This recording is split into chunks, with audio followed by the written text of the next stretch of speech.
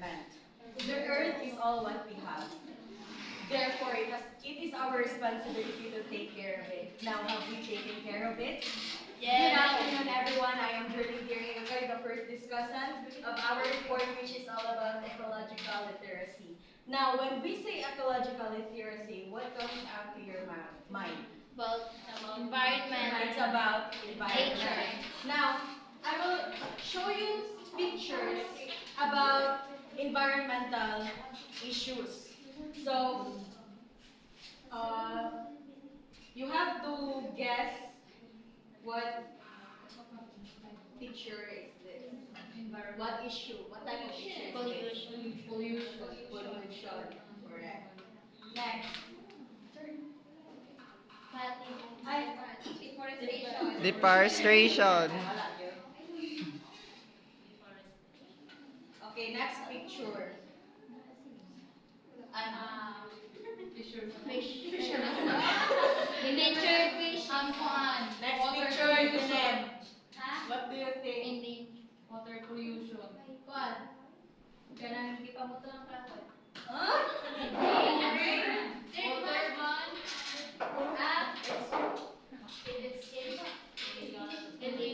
Illegal dispute. Endangered fish.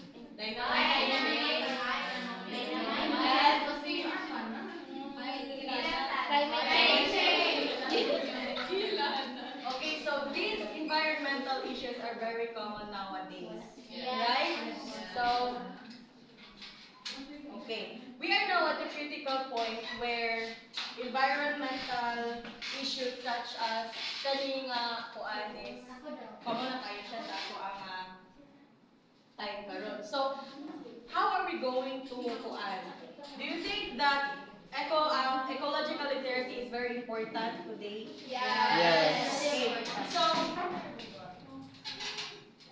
everyone please read what is ecological literacy. Refers to an individual's understanding not only of ecological concepts, but also of his or her place in the ecosystem. So, it is clearly stated there that individuals understand not only ecological concepts. So, what are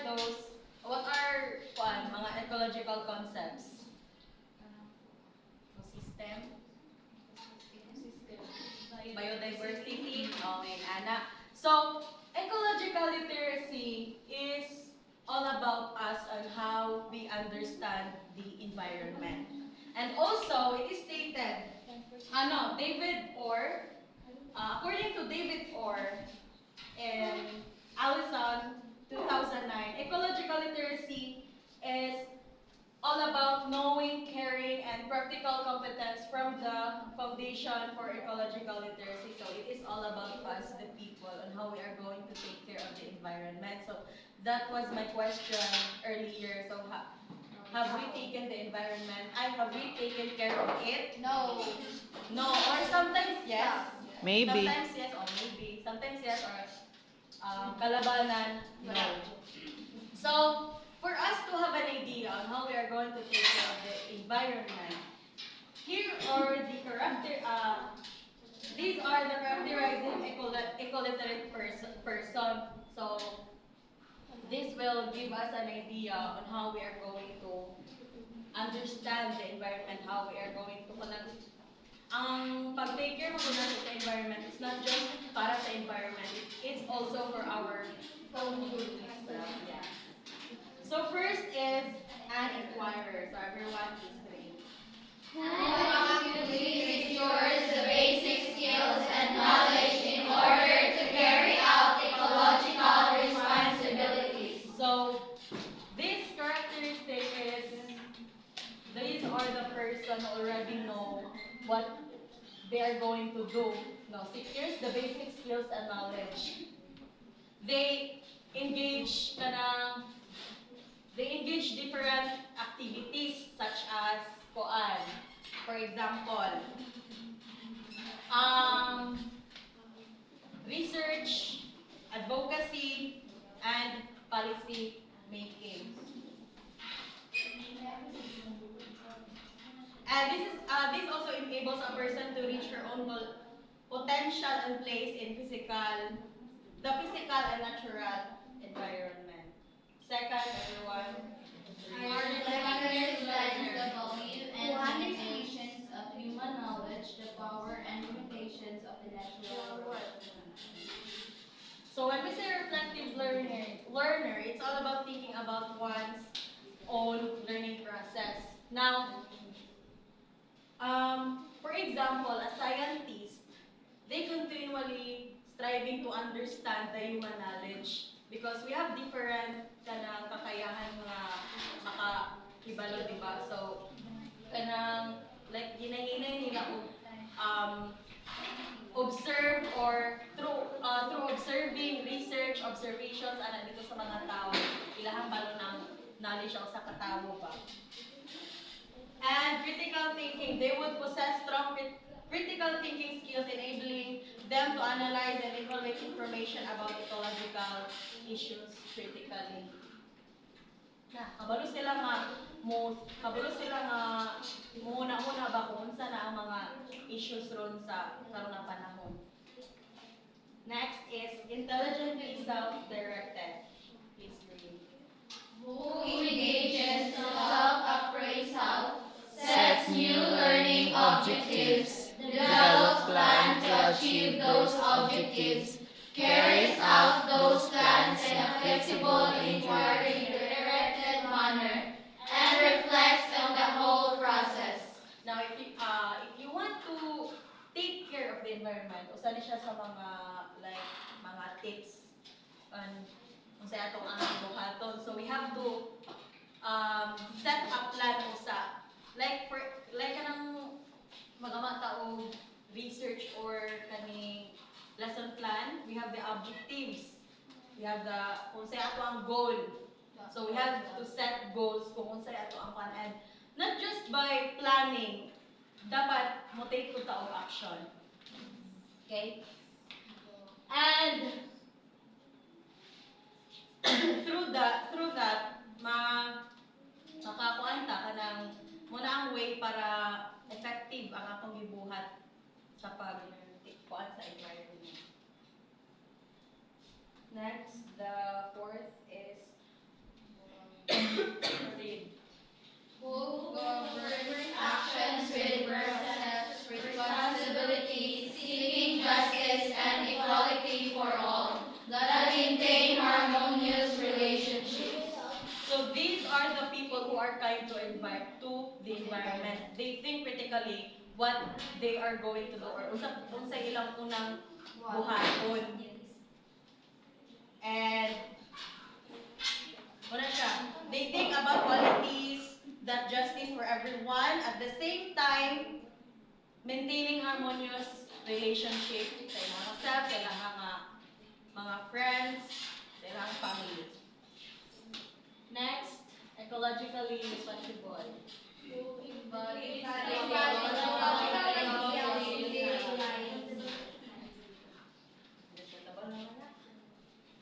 Kanang embodies ideals in daily life. Like gina-apply mo ang unsay imong angay buhaton nga kanang maayo siya sa environment. Last, Seek self-transcendence, who moves beyond the limitations of personal ego by identifying with human groups, past and future, flora and fauna, ecosphere that transcends the individual life in scope and time.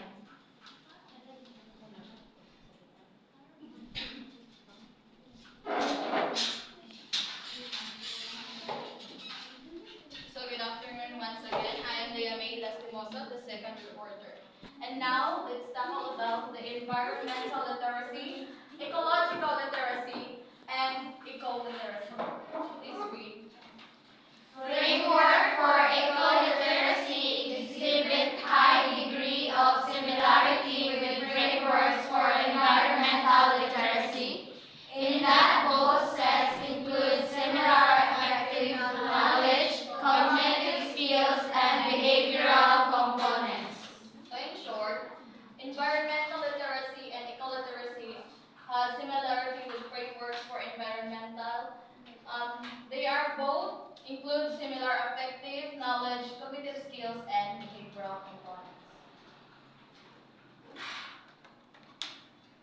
Now, let's talk about environmental literacy.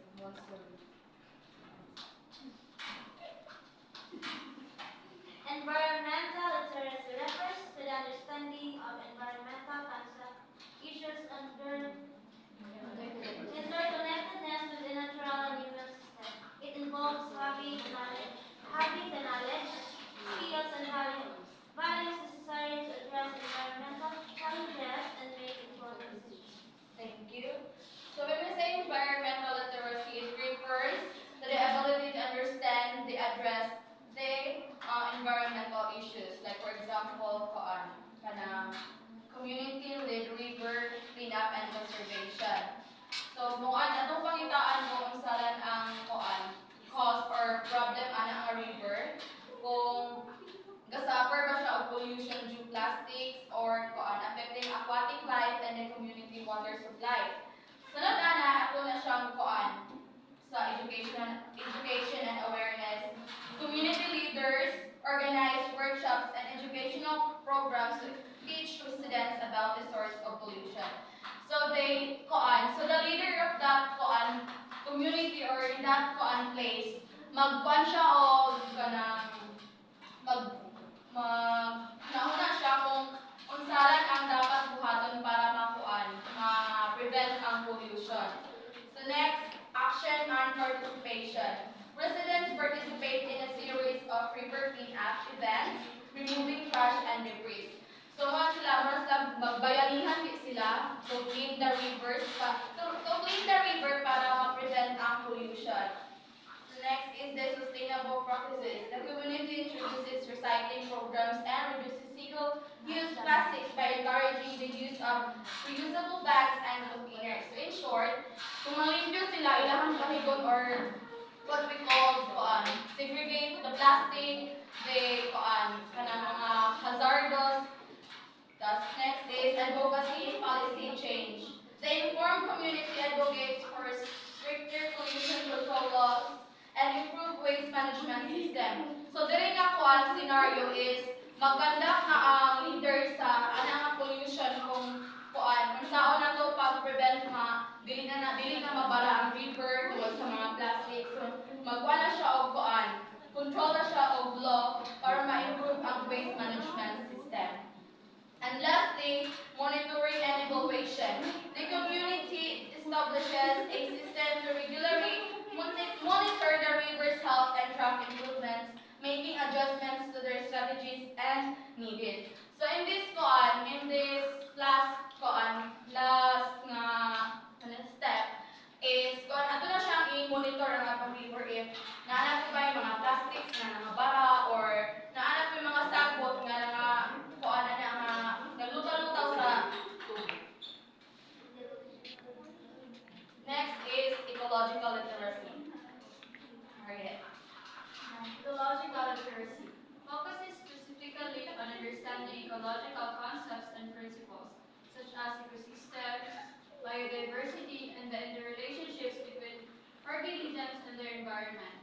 It emphasizes understanding the natural world and the ecological processes that sustain life. Thank you. When we say ecological literacy, it refers also to the understanding of the principles that govern the natural world and the ability to apply this understanding to make informed decisions about environmental issues like biodiversity, energy flow, and sustainability. So, ang example sa ecological literacy is, we all know naka-experience pa yun ka ng pag-elementary garden ta. Yes. Garden ta.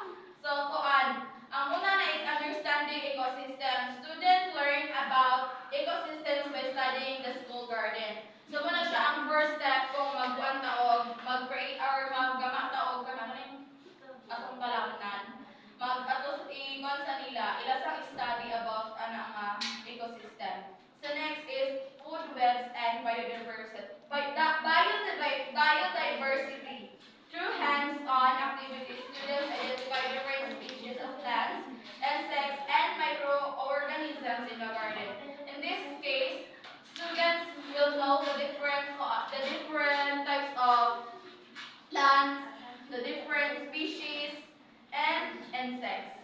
Third is sustainable practices. The school garden is maintained using sustainable practices such as composting, rainwater harvesting, and organic pest control. Students learn how these methods reduce environmental impacts and promote healthy ecosystem. In this third step, students will maintain their garden through mga gamit sila organic nga kanang pesticide kanang pangpatay sa mga insects. Kanang sprayhan nila nga para dili mamatay lang mga tanom.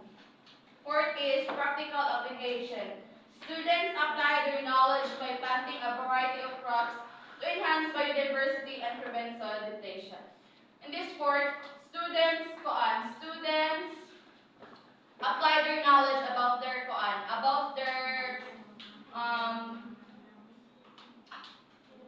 by planting a variety of crops enhance biodiversity. So ma-apply na nila ang ilahang hibaluan through the ilahang gama nga or atong tanong sila about sa unsaon pag-care ang atong ecosystem. Five is problem solving and decision making. When the garden faces challenges such as infestations or nutrient deficiencies, students use their ecological knowledge to find solutions.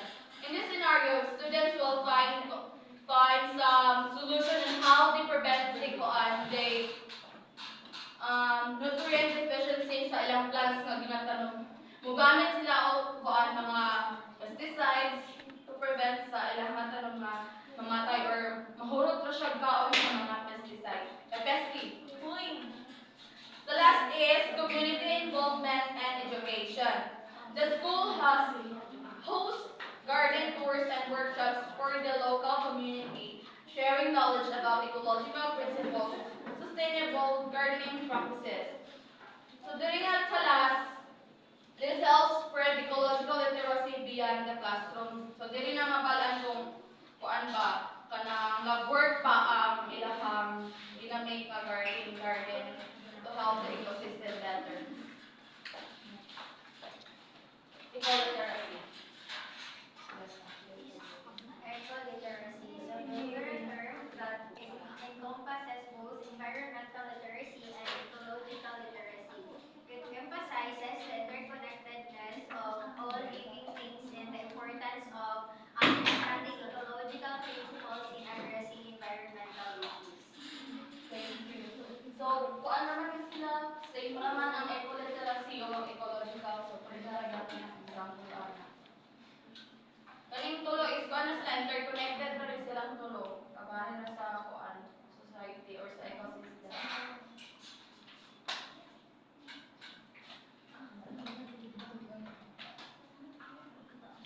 So, muna ang mga kuan, general conceptions of environment, dominant educational objectives, primary pedagogical approaches, examples of strategies. That's mga po sa ecological literacy. Same lang na kay interconnected lang na sila.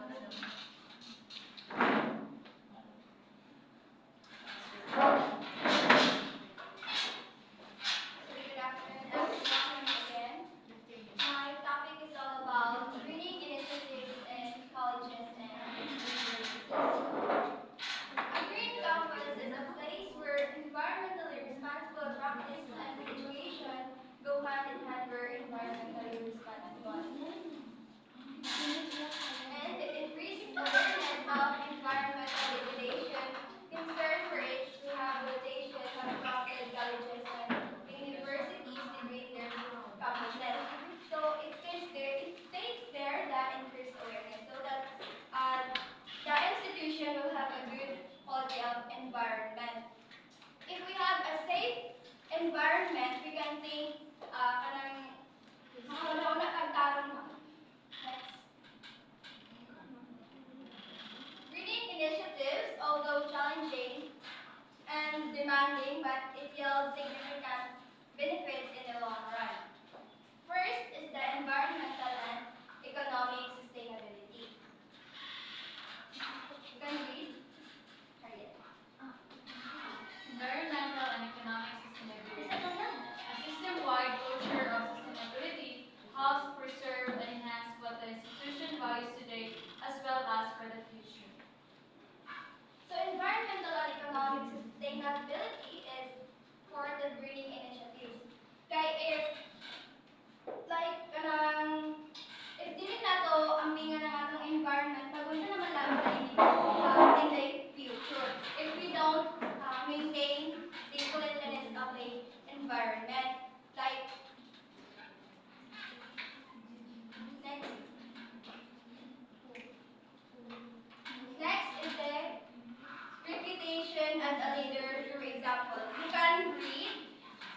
Villajos, Sige, magtama. Ano rin? reputation as a leader. As college and colleges.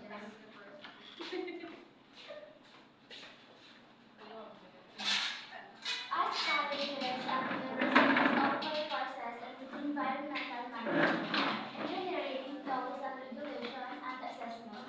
Training initiatives provide opportunities to practice learning,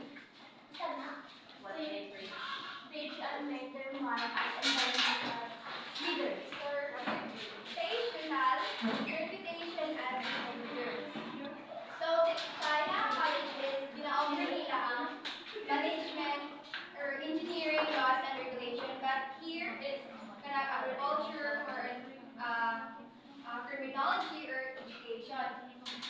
But gina-practice gihapon ang pagkuan sa environment. Like colleges and universities have or need to examine their own organizations or need to implement on their own campuses. Like what atong like for example atong the outreach program.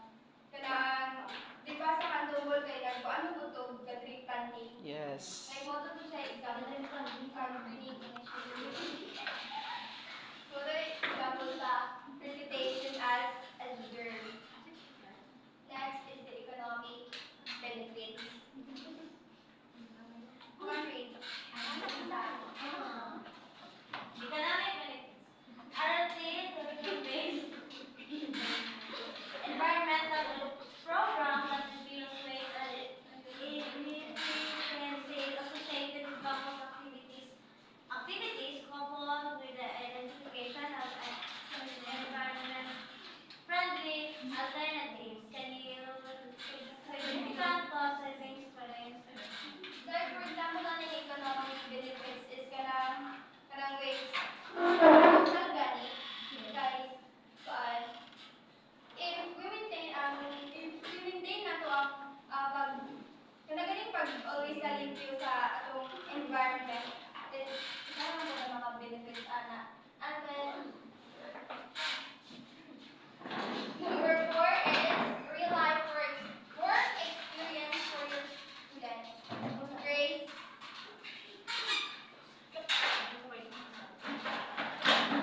Real-life work experience for students, environmental audits and pollution prevention evaluations can be integrated into the curriculum, providing students with hands-on investigative and problem-solving experience that they can take with them when they enter the workforce.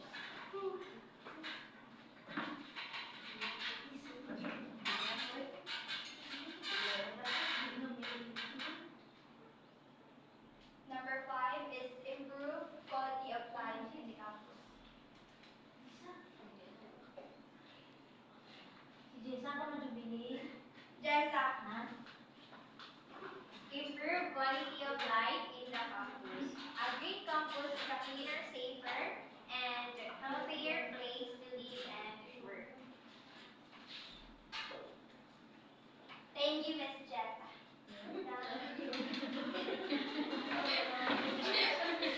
So, example. Sa number 4. Balik ka sa number 4 kaya wala na ako nag-explain. And then, here, give me some thoughts about your course.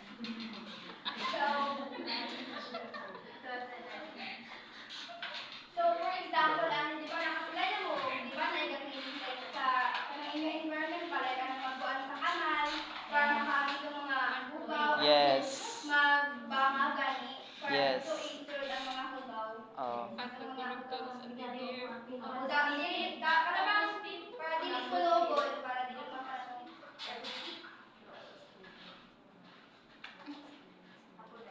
Babe, I have a question.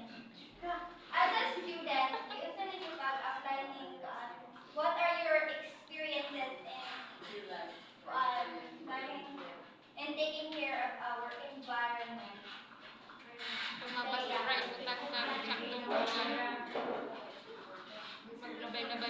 Okay, Mr. As a student, for me, I put my trash into the proper way so that we can take care of our environment. And then, hindi na ako makapilinis Number four is, number five, the green campus is a cleaner, safer, and healthier place to live and work. Tinukotin na. Yes. Kanya, green pa na yung campus? Dili, tawan sa kainit. Kaya ikaw ba yan, di ba? Kanang mag-green candy kay para magkakuha na yung candy kay na ay kuan-kuan. Makakawa kaya Next, report rating.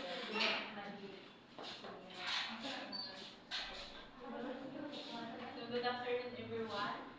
So I'm the last reporter, and my topic is ecological literacy is a form of formative education that requires chief and tree-related areas.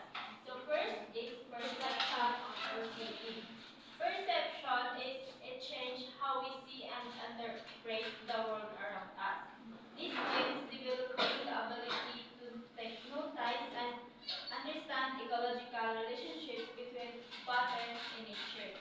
And the second is conception or knowing. Conception is involved of clearing our mental modes and frameworks about the environment. This shift is about understanding ecological principles and integrating this knowledge into our thinking. And the third is action or doing. It influences our behaviors and decisions. This means taking informed, responsible actions that reflect our new understanding and perceptions of ecological systems. So, in school, teachers are also required to shift emphasis through the following. So, first is from parts to whole. Who wants to read? Lisa. From parts to whole. Subjects are to be taught as integrated, not as isolated units in the curriculum. So, this phrase from parts to whole, the importance of teaching subject is in interconnected way rather than as separated topics in the curriculum. For example, instead of teaching math, science, and language arts as isolated subjects, these should be integrated to show how they relate to each other in real life situations. And second, from object to relationship. Bilyaho.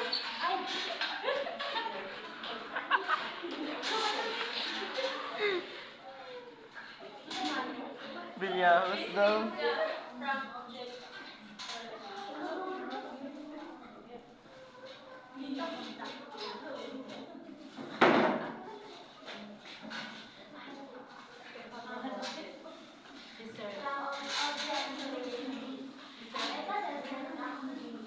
Communities are characterized by shared networks or relationships. Scholars who rely on relationships, relationship, which process such as cooperation, collaboration, and creativity. For example, So from object to relationship. So it focuses on individual elements to understanding the connections and interactions between them. For example, in an ecosystem, the emphasis is on the relationships between different species rather than just studying each species in isolation. So next is from objective knowledge to contextual knowledge. Everyone please read. Which requires one to explain properties of the whole Is the and color of the whole or in in terms of environments and systems. And next is from quantity to quality. Assessments have traditionally emphasized standardized testing in terms of quantities,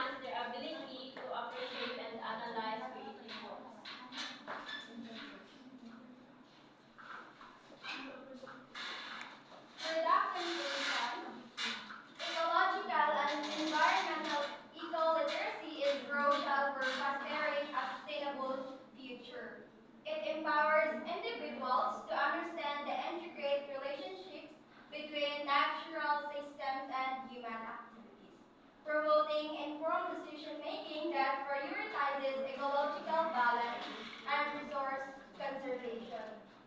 By enhancing eco-literacy, communities can better appreciate the value of biodiversity, the importance of reducing carbon footprints, and the need for sustainable practices. Ultimately, a well-informed populace is more likely to support and implement policies that protect the environment, ensuring a healthier planet for future generations.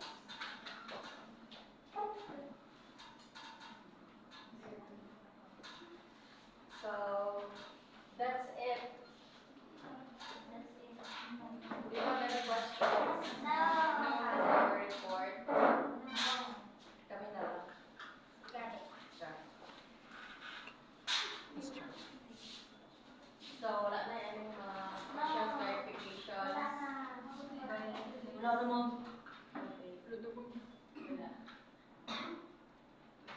Wait na. How can we say that?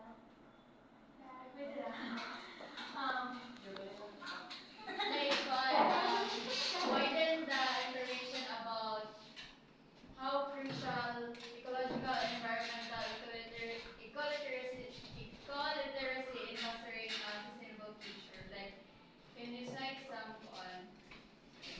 examples on how it is it can affect to foster a sustainable future?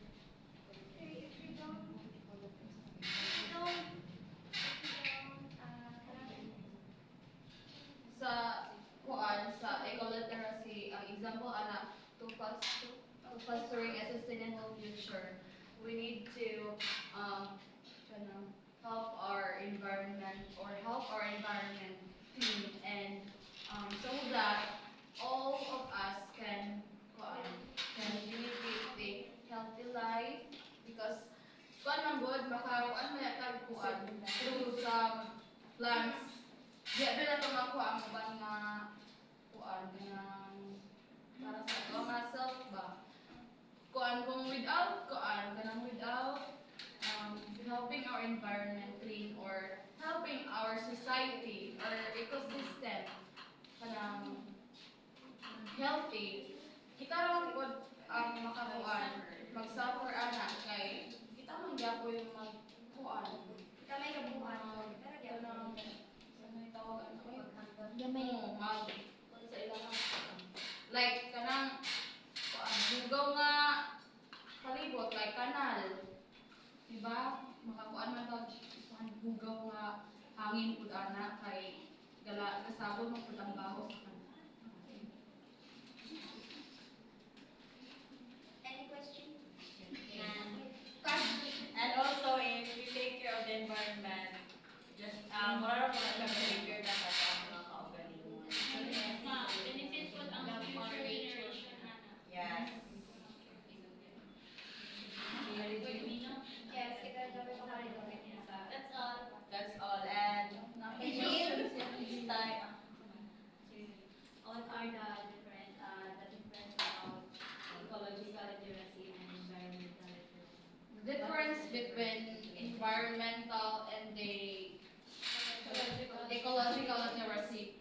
Environmental literacy talks about our environment, and then the eco-literacy it talks about the ecosystems like biodiversity, the flaws of sharing flaws, like inana.